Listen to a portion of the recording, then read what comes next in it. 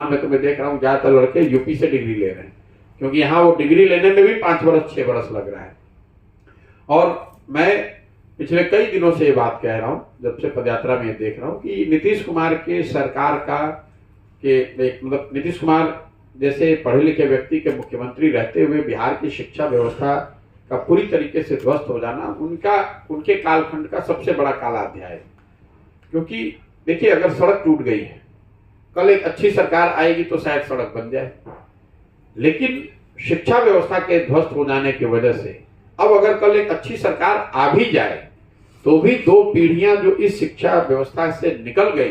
अब जीवन भर उनको शिक्षित समाज के पीछे ही रहना पड़ेगा। अब वो कभी भी अपने आप को जाकर शिक्षित नहीं कर सकते,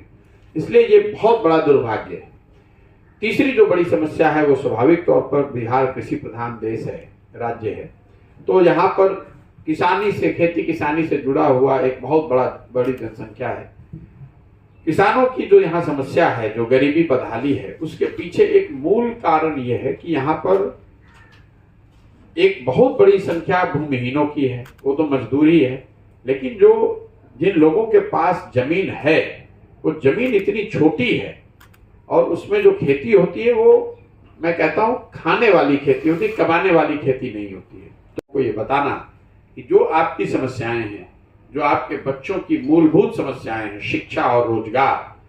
इन 2 विषयों पर कम से कम जब तक आप वोट इन विषयों पर नहीं करेंगे तब तक कोई भी व्यवस्था, कोई भी दल, कोई भी नेता इसका सुधार नहीं कर सकता है। अगर आप शिक्षा और रोजगार पर वोट करने लगेंगे तो जिस किसी दल को भी आप वोट करें, सुधार आपको उन क्षेत्रों में दिखेगा, क्योंकि आपको मिलता वही है जो जिन विषयों पर आप वोट करते हैं। आपको और हमको ऐसा लगता है कि हम वोट सही कर रहे हैं और परिणाम गलत आ रहा है, ऐसी बात नहीं है। मैं रोज समझा रहा हूं, आपको भी दोहरा देता हूं आपके सामने। लोग अगर यहाँ जाति के आधार पर वोट कर रहे हैं तो जाति की प्रमुखता हर जगह आपको दिख रही है। लोग अगर भारत पाकिस्तान के नाम पर वोट कर रहे हैं, हिंदू मुसलमान के नाम पर वोट कर रहे हैं, तो हम और आप जब टीवी चलाते हैं, कहीं बैठते हैं, तो भारत पाकिस्तान हिंदू मुसलमान की चर्चा हर जगह सुन रहे हैं। लोग अगर 5 किलो अनाज पर वोट कर रहे हैं तो कितना भी बिहार में भ्रष्टाचार है, 4 किलो अनाज लोगों को मिल ही रहा है। लोगों ने अगर राम मंदिर बनाने के नाम पर वोट किया है तो 30 वर्ष के बाद ही सही, लेकिन राम मंदिर बन ही रहा है। तो ये उदाहरण आपको क्या बताते हैं, जिन विषयों पर आप वोट करते हैं कम या ज्यादा वो आपको मिलेगा। आप और हम बिहार में शिक्षा के लिए, रोजगार के लिए जब वोट कर ही नहीं रहे हैं तो वो चीज सुधरेगा कैसे?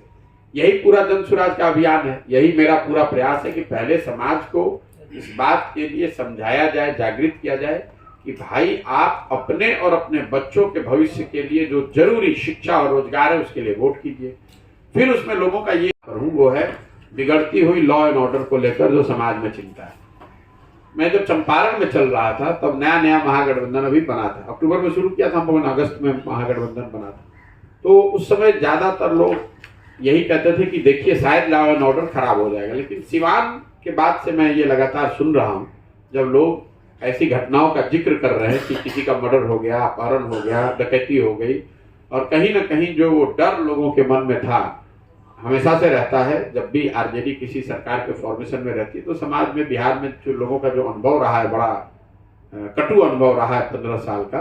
1990 से 2005 तक का, उसकी वजह से जो डर रहता है लॉ एंड ऑर्डर बिगड़ने का, वो कहीं ना कहीं अब जमीन पर थोड़ा दिखना शुरू हो गया है। और खासकर सिवान में मैंने सुना, और छपरा में भी लगातार सुन रहा हूँ, हर दिन जब हम लोग गांव से गुजरते हैं तो बाकी सारी समस्याओं के साथ साथ बिगड़ते हुए लॉ एंड ऑर्डर की जो समस्या है उसके बारे में भी लोग खुलकर अब बता रहे हैं।